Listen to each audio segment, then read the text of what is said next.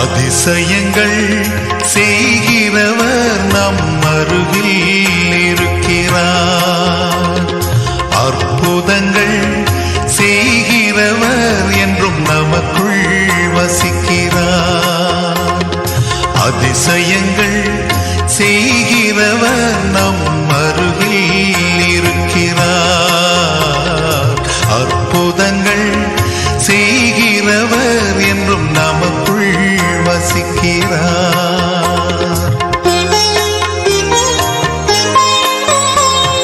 தண்ணீரை இரத்தமாய் மாற்றினார் அதிசயம். எகிப்து தண்ணீர்